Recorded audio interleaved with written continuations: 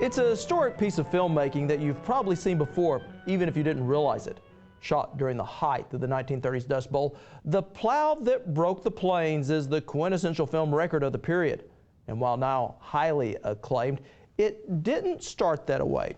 Deborah Carmichael is an Oklahoma film historian that studied both the film and its director and joins me now here in our studio. And this comes in a time in our nation's history where we're in the height of the Depression, and maybe not all of the country realized how bad the Dust Bowl was getting. It's part of the importance of the film because you get an extended view of what's going on in the Dust Bowl instead of still photography, short newsreels where the coverage was often dust storms.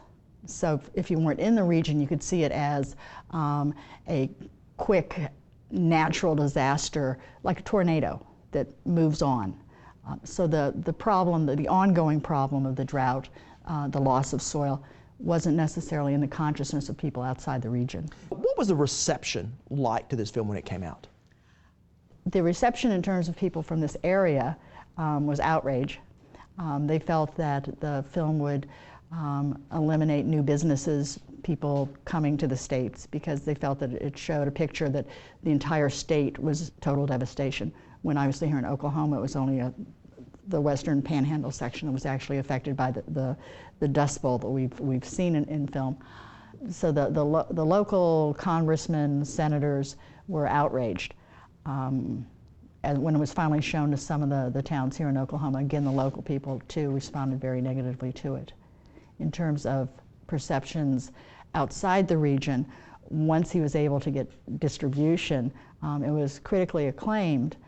It was shown first in like New York, Chicago, San Francisco, the larger cities, and slowly filtered into some of the smaller theatrical venues. Was there a move to suppress this film after it was made? The local congressmen, senators in Washington were certainly outraged by the film. After the initial distribution, I assume that they were responsible or had some influence in not having it redistributed, reissued. They obviously cut funds on the Resettlement Administration, cut funds on government film budgets drastically, so that the government had less input into filmmaking. Yeah, and this again does come at a time in our country where the government was employing a lot of artists, including filmmakers, to go out and document. Yeah, in fact, Lawrence chose some of his locations, having seen the still photographs from people like Dorothea Lange, people like that. So it gave him some ideas where he should head to start his filming. Was it effective in changing attitudes? I think it was effective in bringing to sort of a national consciousness how serious the problem was. Lawrence was very good at making those connections between land use, economics, the larger picture of how it affected the nation as a whole. So in terms of people outside the area, I think it was very effective. It also gave some justification to the Resettlement Administration's funding. But in terms of convincing people here that resettlement was an option, a way to move away from the problem, no, that was not successful. People had too much pride of ownership. Let's talk a little about a legacy. What is the legacy for both this film and its director? Okay, the director, with The Plow and the River and some of his other work, certainly was a real pioneer in American documentary film. In terms of The Plow That Broke the Plains, we have a beautiful, stunning record of what the Dust Bowl was like. It's to see it when you see these beautiful visuals, yet at the same time you're seeing this horrible devastation of the landscape. It's a document that we can be reminded of what it was like in a very sort of living way as we see it.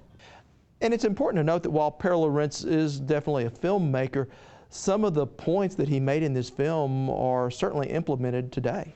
Yes.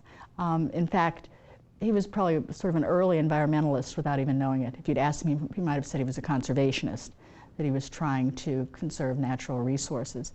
But he very much saw that it was a system, that we had connections, that if the land was mistreated, it had larger ramifications than something that was just local even, that it affected economy. Obviously in the film he talks about the effects of World War I and overproduction. So he had an understanding of how the people and the land were connected, and that there was an important mission to understand how to care for that land. If you'd like to see more of this film, just head to our website at okhorizon.com and click on Value Added.